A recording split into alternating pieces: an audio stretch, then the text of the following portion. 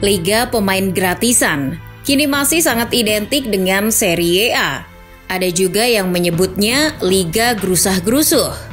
Akan tetapi nyatanya musim lalu Serie A tetaplah seru untuk ditonton dengan menyajikan pertarungan ketat persaingan juara hingga detik-detik terakhir antara Milan dan Inter.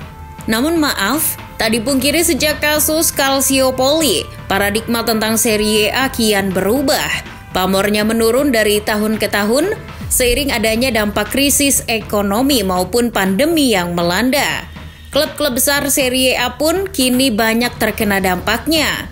Maka dari itu mereka kini dalam mode irit dalam transfer, termasuk kembali mengandalkan opsi peminjaman maupun free transfer.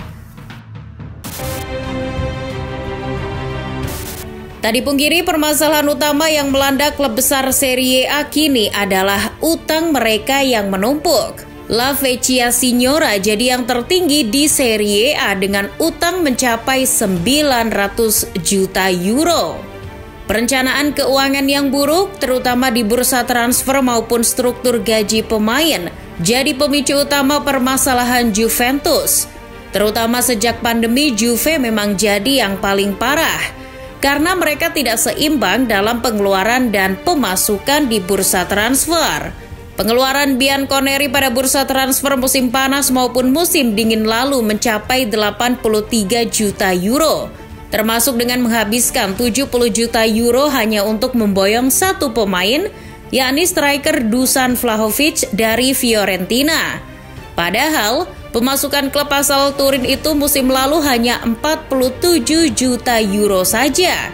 Artinya, sangat jomplang sekali neraca keuangan Juventus ini. Jalan realistis pun mulai bertahap dilakukan Presiden Agnelli bersama sang CEO Arriva Bene dan Direktur Teknik Cherubini. Para pemain seperti Bernardeschi, Morata, Dybala maupun lainnya yang memiliki gaji masih tinggi sudah mulai dilepas. Bentancur dan Kulusevski juga sudah dilepas duluan.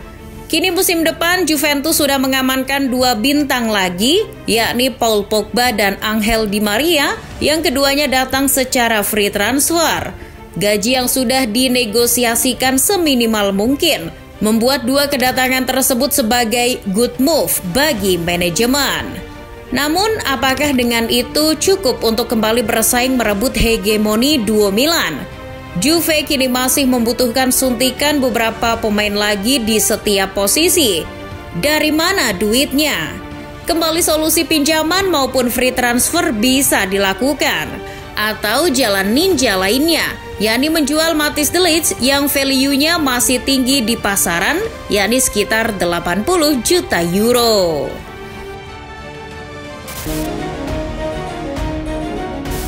Dari ibu kota Italia, Serigala Roma kini juga mengalami permasalahan yang sama.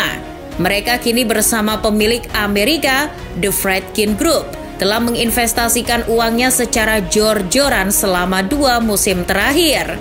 Masalahnya kini, mereka tak mendapat pemasukan lebih dari penjualan pemain di musim lalu. Mereka musim lalu banyak melepas pemain hanya dengan status bebas transfer seperti Pedro, Zeko maupun Juan Jesus. Tak sepadan dengan pengeluarannya ketika mendatangkan pemain macam Abraham, Rui Patricio, Ibanez maupun Matias Vina.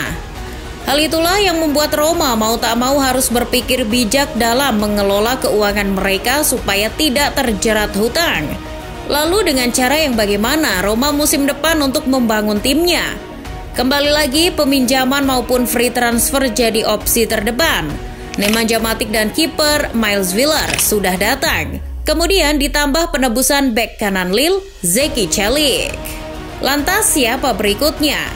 Hal itu tampaknya akan menunggu beberapa pemain lagi yang dilepas guna mendapat pemasukan lebih. Roma bagaimanapun juga telah banyak menguangkan pemainnya seperti Florenzi, Olsen, Paul Lopez sampai Cengiz Under. Dan bukan tidak mungkin uang dari beberapa penjualan itu akan menghasilkan pemain baru lagi yang dibutuhkan Mourinho untuk bersaing musim depan. Hal yang sama juga dialami sang juara AC Milan. Hutang mereka menumpuk sebesar 666 juta euro. Sejak 3 musim lalu, pengeluaran Rossoneri di bursa transfer hampir mencapai 177 juta euro dengan pemasukan yang hanya 80 juta. Melepas pemain macam Gianluigi Donnarumma, Hakan Calhanoglu, dan kini Franck Kessie secara gratis juga dilakukan agar neraca ekonomi mereka terjaga. Sinyal utang AC Milan sepertinya bakal tereduksi dalam waktu dekat dari kesepakatan dengan Redbird Capital yang kini jadi pemilik baru mereka.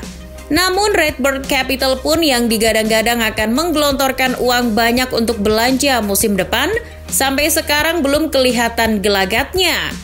Milan tampak adem ayem. Bahkan mereka sudah gagal dalam perburuan Steve Botman karena kalah tawaran dari Newcastle. Milan sama seperti Inter, punya direktur olahraga yang handal. Milan punya Maldini dan Massara yang pintar mengambil pemain yang dibutuhkan tim dengan harga yang masuk akal.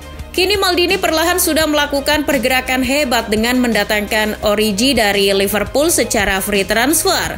Setelah itu mereka juga berhasil membayar Florenzi dari Roma dengan harga hanya 2,7 juta euro.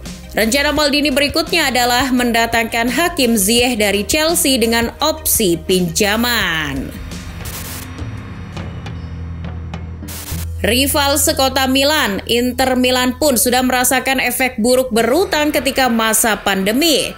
Hutang mereka menumpuk dalam catatan sebesar 702 juta euro. Bahkan sejak 3 musim terakhir, Nerazzurri mengeluarkan dana setidaknya 285 juta euro untuk membeli pemain baru. Dari segi pemasukan jumlahnya pun tidak signifikan, yakni hanya 260 juta euro. Masih ingat, Inter ditinggal Antonio Conte dan beberapa pemain pentingnya setelah juara? Ya, mereka menderita krisis waktu itu. Untungnya, Inter mempunyai BP Marotta yang pintar membuat tim tetap survive, bersaing di papan atas, meskipun dalam krisis keuangan. Kini Inter dengan kondisi tersebut mau tidak mau membuat mereka sangat mungkin kembali menjual beberapa pemainnya musim depan demi neraca keuangan mereka normal kembali. Pada perkembangannya, kini Inter sudah melepas beberapa pemainnya termasuk Perisic, Vidal, Sensi maupun berikutnya mungkin Milan Skriniar yang diincar Chelsea dan PSG. Dengan itu otomatis beban gaji Inter mulai berkurang. Dari segi kedatangan pemain, Romelu Lukaku menjadi good deal yang hebat bagi Inter. Lukaku kembali lagi ke Inter dengan opsi pinjaman dan gaji yang tak terlalu mewah. Begitupun gelandang muda pinjaman dari Empoli, Christian Aslani. Selain itu, ada Mkhitaryan serta kiper Andre Onana yang didatangkan dengan cara gratisan. Jika Inter masih butuh amunisi pemain baru yang mumpuni, mungkin salah satu jalan pintas yang harus ditempuh adalah dengan menjual Milan Skriniar yang masih punya value tinggi. Yang jelas sama dengan apa yang dilakukan Juve, Roma maupun Milan, semua yang dilakukan Inter musim depan penuh dengan mode irit.